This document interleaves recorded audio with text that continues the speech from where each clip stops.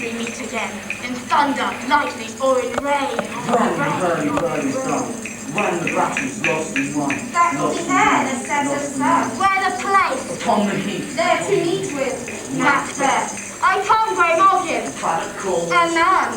Fair as foul. Fair is foul and foul is fair. Come through the fog and fill the air. Fair is foul and foul is fair. Come through the fog and fair is foul. Fair is foul. The name's Macduff. Jimmy Macduff. This is my town, a tough man's town. I knew of these three old geezers who lived down on the Lower East Side who claimed to see into the future. I never thought much into it until the day Macbeth went to see them. It was all about the time when there was a real power struggle going on. The Duncan family had been ruling the operation around these parts for years, but now he was old, and the new kid on the block was Norway.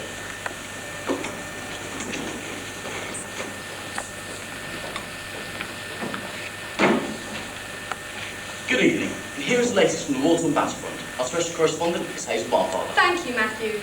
Doubtful it stood, as two spent swimmers that do cling together and choke their art.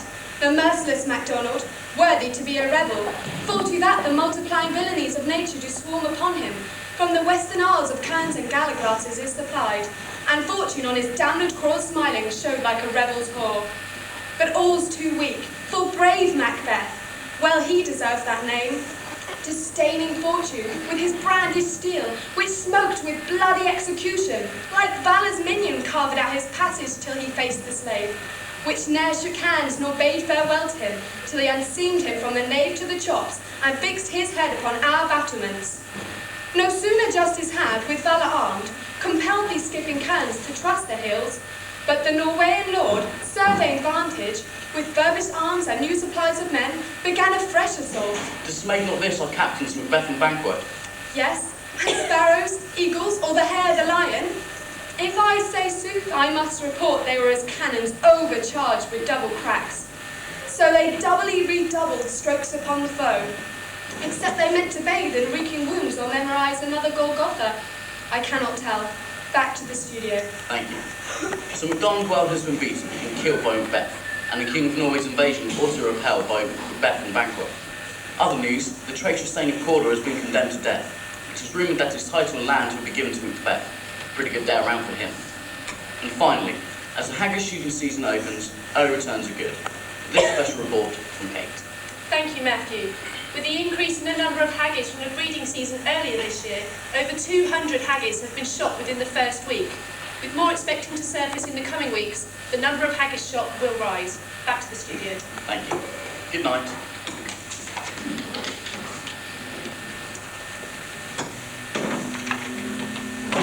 Where hast thou been, sister? Killing swine! Sister, where thou? Sailor's wife of chestnut in her lap, and munched and munched and munched. Give me, quoth I.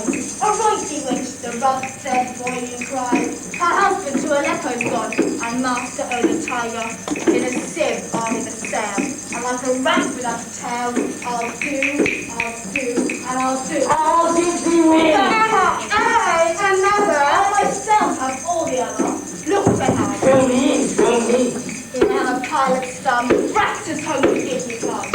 And drum, Macbeth, The wicked sisters, hand in hand. Concerts all the singing hands. Just to go, about, Thrice denied, and thrice denied. and twice again, they have night. The chance one. So foul and fair a day I have not seen. How far's it come to force? What are these? So withered and so wild in their attire. Speak if you can, what are you? All hail Macbeth. Hail to thee, Thane of Glam. All hail Macbeth! Hail to thee, Thane of Cawdor! All hail Macbeth that shall be king hereafter. Good sir, why do you start to seem to fear? Things that you sound so fair. Speak then to me. You neither beg nor fear your favours nor your hate. Hail. Hail! Hail. Lesser than Macbeth and greater. Not so happy, yet much happy. Thou shalt get him, though thou be none. So all hail Macbeth and Banquo. Banquo Macbeth, all hail! Stay your perfect speech and tell me more! They met me in the day of success, and I have learned by the perfectest report they have more than mortal knowledge. When I burned in desire to question them further, they made themselves air, into which they vanished. Whilst I stood wrapped in a wonder of it, came message from the king, who all hailed me Thane of Cawdor, by which title before these weird sisters saluted me, and referred me to the coming on of time with hail king that shall be. This I have thought good to deliver thee, my dearest partner of greatness, that thou mightest not lose the dews of rejoicing by being ignorant of what greatness is promised thee. Lay it to thy heart, and farewell. Glamis thou art, and Cawdor, and shalt be what thou art promised. Yet do I fear thy nature, the sea full of the milk of human kindness to catch the nearest way. Thou wouldst be great, and not without ambition, but without the illness should attend it. What thou wouldst hardily, that wouldst thou holily, wouldst not play false, and yet wouldst wrongly win. Thou dost have great Glamis, that which cries, thus thou must do if thou have it, and that which rather thou dost fear to do, than wishes should be undone. Hie thee hither, that I may pour my spirits into thine ear, chastise with the valour of my tongue all that impedes thee from the golden round it. Fate, a metaphysical age, doth seem to have thee crowned withal. What is your tidings? The king comes here tonight. Thou art mad to say it. Not thy master with him, who wert so informed for preparation. So please it is true, our Thane is coming. One of my fellows had to speak of him, who almost dead for breath had scarcely more than make of his message. Give him tending. He brings great news. The raven himself is hoarse that croaks the fatal entrance of Duncan under my battlements. Come, you spirits, that tend on mortal thoughts, unsex me here, fill me from the crown to the toe top full of direst cruelty. Make thick my blood, stop up the access and passage to remorse, that no compunctious visitings of nature shake my fell purpose, nor keep peace between the effect and it.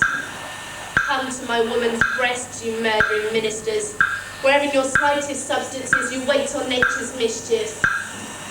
Come, thick night, pour thee in the dunnest smoke of hell, that my keen knife see not the wound it makes, nor heaven peeps the blanket of dark to cry hold, hold. Great Glamis, worthy Cawdor, greater than both by the all-hail hereafter. Thy letters have transported me beyond this ignorant present, and I feel now the future in the instant. My dearest love, Duncan comes here tonight. And when goes hence? Tomorrow, as he purposes. Oh, never shall sun that morrow see. Your face, my Thane, is as a book where men may read strange matters. To beguile the time, look like the time. Your welcome in your eye, your hand, your tongue. Look like the innocent flower, but be the serpent under it. He that's coming must be provided for, and you shall put this night's great business into my dispatch, which shall to all our nights and days to come give solely sovereign sway and mastery. We will speak further. Only look up clear, for to favour ever is to fear, leave all the rest to me. Duncan, Duncan, Brittany, madam, read all about it. Duncan, Brittany, madam, Duncan, Brittany, madam, read all about it. Duncan, Brittany, madam, Macbeth declared king.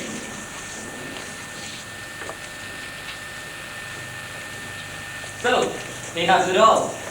King, Cawdor, Glamis, all as the weird sisters promised. Yet I fear he played most foully for it. But it was said it should not stand in his posterity, but that Banquo should be the root and father of many kings. And so, Macbeth is drawn into yet another murder. His assassins come upon the one man whom Macbeth foresees will be the downcoming of his sudden rise to power. Banquo and his son Fleance are ordered to be killed. The west jet glimmers with some streaks of day. Now spurs the native traveller apace to gain the timely inn. And near approach the subject of our watch. Hark! I hear horses. Give me light their herd. 'Tis he. Stand to it.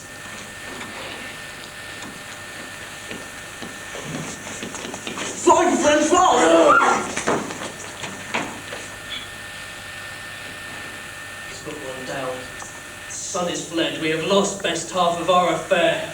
Well, let's away and say how much is done.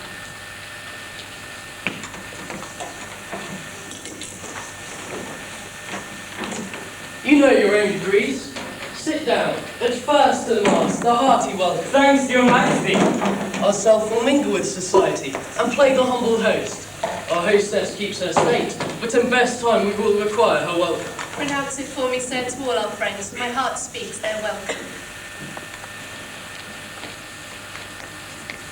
There's blood upon my face. His banquos then. 'Tis better thee without than he within. Is he dispatched? My lord, his throat is cut. Yet he's good that did the like for flayance.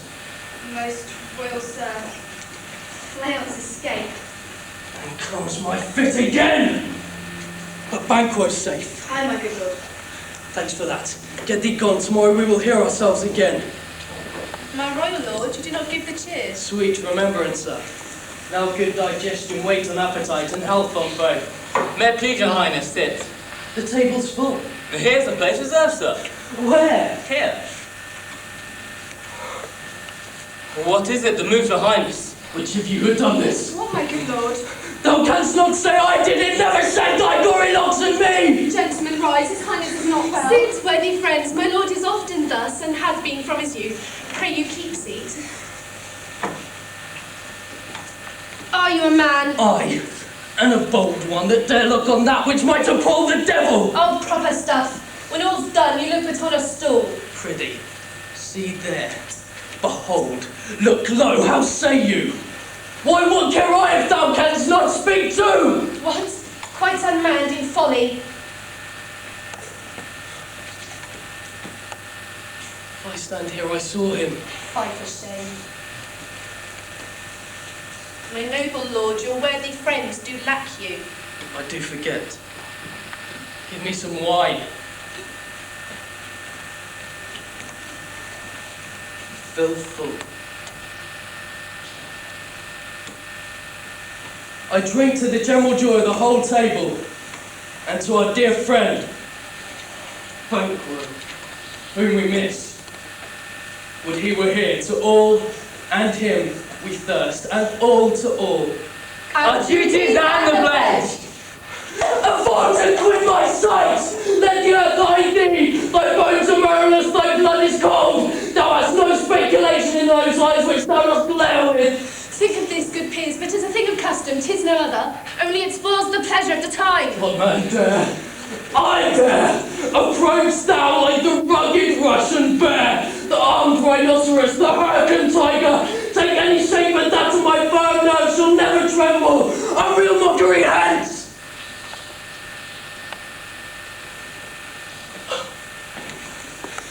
Why, so being gone, I am a man again. Oh, pray you sit still! You have displaced the mirth, broke the good meeting with most admired disorder. Pray you speak not, he grows worse and worse.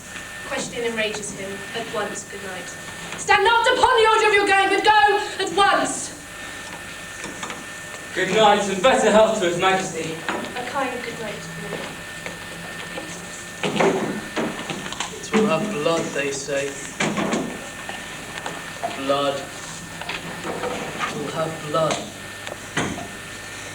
How sayest thou that Macduff denies his person at our great bidding? Did you send to him, sir? I hear it by the way. I will tomorrow. And betimes I will to the weird sisters. More shall they speak. For now I am bent to know by the worst means. The worst. You lack the seasonable natures. Sleep. Come, will to sleep. We are yet but young indeed.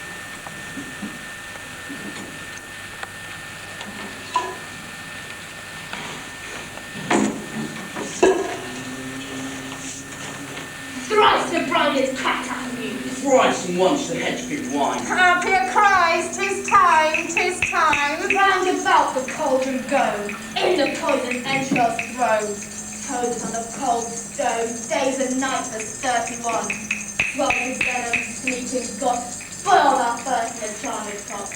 Double, double, toil and trouble, fire burn and cauldron bubble.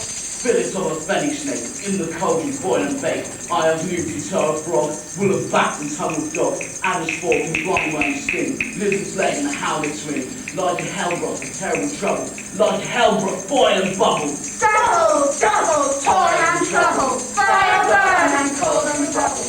Scale of dragon, tooth of wolf, witch's mummy, moor and gulp of the ravine, salty shark, root of hemlock, figs in the dark, liver of blaspheming Jew, gall of goat and slits of yew, slivered in the moon's eclipse, nose of Turk and Tartar's lips, finger of bear-strangled babe, ditch delivered by a drab, make the gruel thick and slab, add thereto a tiger's children, for the ingredients of our cauldron. Double, double, toil and trouble, fire burn and cauldron bubble. Cooled with a battle's blood, then the charm is firm and good. By the pricking of my thumb, something wicked this way comes. Open rocks, whoever knocks. How now, you secret, black, and midnight tags, what is it you do? A deed without a name. I conjure you by that which you profess, howe'er you come to know it. Answer me to what I ask you. Speak. Demand. We'll answer. Sayest thou hear from our mouths, or from our masters? Call them, let me see them. Pouring South blood hath eaten her 9 furrows, meats that floated from the murderous gibbet. Throw it to the flames. Come high or low, thyself an honest death to show. Tell me thou unknown power. He knows thy thought, hear his speech, but say thou naught. Macbeth, Macbeth, Macbeth, beware Macbeth, beware the same of life, dismiss me, enough. Say thou art for thy good caution, thanks. Thou hast harped my fear aright. But one word more. You will not be commanded. Here's another, more potent than the first. And by 3 years I'd hear thee. Be bloody, bold and resolute. Laugh to scorn the power of man. A man of woman born shall harm Macbeth. Then live, Macduff, what need I fear of thee? But I'll make assurance, double sure, and take a bond of fate. Thou shalt not live, that I may tell pale-hearted fear it lies, and sleep in spite of thunder. What is this that rises like the issue of a king, and wears upon his baby brow the rounded top of sovereignty? Listen, but speak not to it. You lie little proud, and take no care, who chase, who threats, or where conspirers are.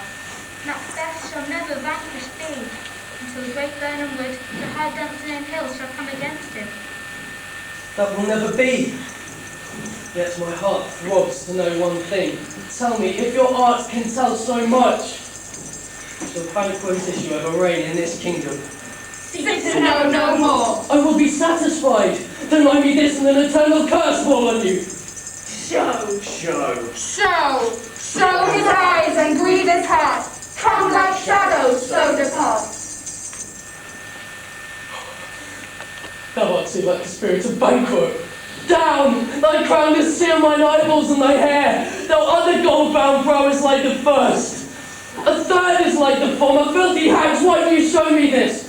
A fourth, stark eyes, what with the line straight out to the crack of doom. And nothing yet. A seventh, I'll see no more. And yet the 8th appears, who bears a glass which shows me many more. Now some I see that twofold balls and treble scepters carry. Horrible sight, now I see 'tis true, for the blood-bolted Banquo smiles upon me and points at them for this. What? Is this so? Aye, sir, all this is so.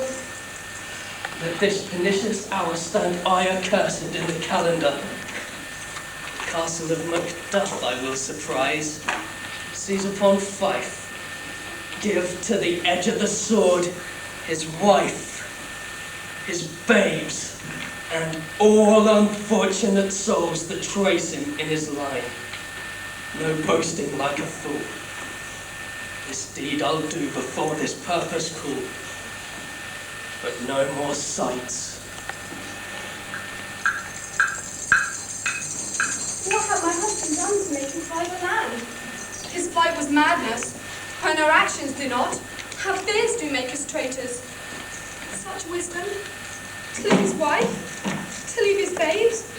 His mansions and his titles in a place from whence himself does fly? Sirrah, your father's dead. And what will you do now? How will you live? As birds do, Mother. What, with worms and flies? With what I get, I meet, and so do they. My father is not dead, for all you're saying. Yes, he is dead. How wilt thou do for a father? Nay, how will you do for a husband? Why, I can buy me 20 at any market. Then you'll buy 'em to sell again. I have done no harm. What are these faces? Where is your husband? I hope in no place so unsanctified where such as thou mayst find him. He is a traitor. Oh, thou liest, shag-haired villain, what? You egg, young fry of treachery.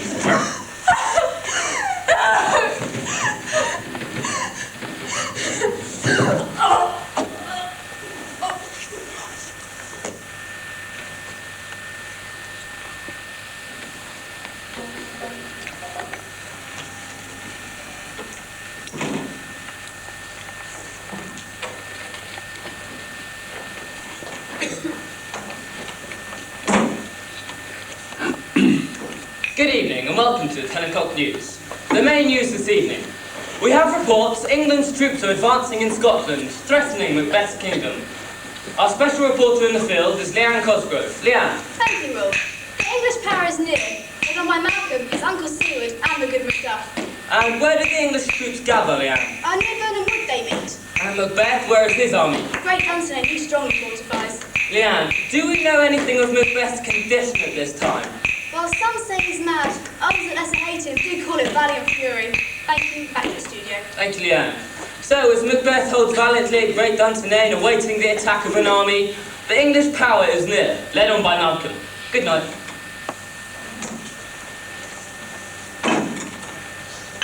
I have but 2 nights' watch for you. I can receive no truth in your report. When was it she last walked? Since His Majesty went into the field, I have seen her rise from her bed, throw her nightgown upon her, yet all this while in a most fast sleep. What at any time you heard her say? That which I cannot report after her. Know you, here she comes. How came she by that light? Why, it stood by her. She has light by her continually. 'Tis her command. Hark, she speaks. I will set down the promise now, to satisfy my remembrance the more strongly. Out, damn spot! Out, I say! 1, 2. Why then, 'tis time to do it. Hell is murky. Oh, my Lord Fye, a soldier afeard? What need we fear? Knows it when none could call our power to account. Yet who would have thought the old man to have had so much blood in him? Do you mark that? The fade and fight had a wife. Where is she now? What? Will these hands ne'er be clean? No more of that, my lord, no more of that. Tomorrow with his starting. Go to. You have heard we should not. She has spoke what she should not, I am sure of that. Heaven knows what she has known. Is the smell of blood still? Or the perfumes of Arabia were not sweet in this little hand? Oh. What a sigh is there? The heart is sore inside. I would not have such a heart in my bosom for the dignity of the whole body. This disease is beyond my practice. Yet I know those who have walked in their sleep, who have died holily in their beds. Wash your hands, put on your nightgown, look not so pale, I tell you yet again. Banquo's buried, he cannot come out on's grave. Even so. To bed, to bed. There's knocking at the gate. Come, give me your hand. What's done cannot be undone. To bed, to bed, to bed. Does she now go to bed? Directly. Foul whisperings are abroad. Unnatural deeds do breed unnatural troubles. Affected minds to their dead pillows do discharge their secrets. God forgive us all, I think, but dare not speak. Good night, good doctor.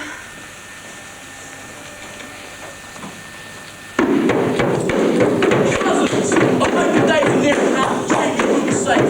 Let every soldier do about power and bear before him. Expect to discover hair and report of us.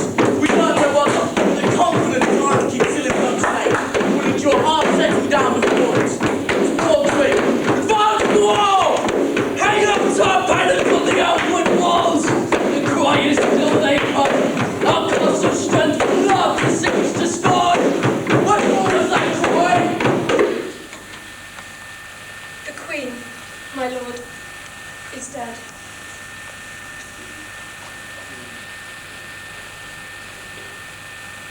should have died hereafter.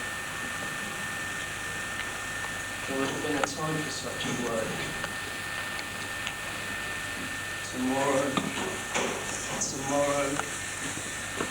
and tomorrow creeps in this petty pace from day to day to the last syllable of recorded time. And all our yesterdays of lighted falls the way to dusty death. Out, brief candle. Life's but a walking shadow. A poor player that struts and frets his hour upon the stage, and then is heard no more. 'Tis a tale told by an idiot, full of sound and fury, signifying nothing. Thou canst use thy tongue, thy story quickly. As I did stand my watch upon the hill, I looked toward Vernon, and anon, methought the wood began to move. Liar and slave. Let me endure a wrath if it be not so. Within this 3 mile may you see it coming. I say, a moving grove. Now near enough. You'll leave your screenshot down and shove it on those you are.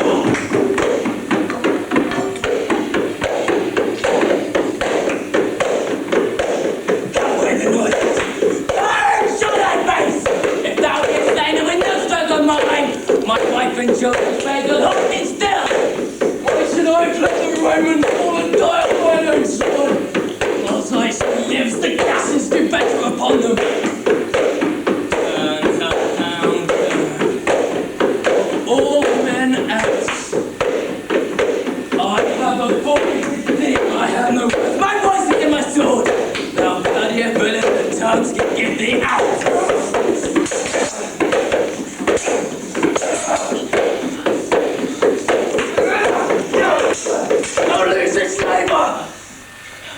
I bear a charmed life which must not yield to one of woman born. To spare thy charm, and let the angel whom thou still hast served tell thee Macduff was from his mother's womb untimely ripped.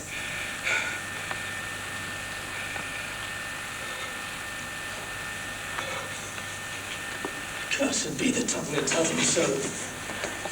But if cowed my better part of man, I'll not fight with thee. Then yield thee, coward. I will not yield to kiss the ground before young Malcolm's feet, to be baited with the rebel's curse. The Vernon would become to Dunsinane, and thou opposed, being of no woman born. Yet I will try the last. Before my body I throw my warlike shield. Lay on, Macduff, and damned be him the first cries holding up!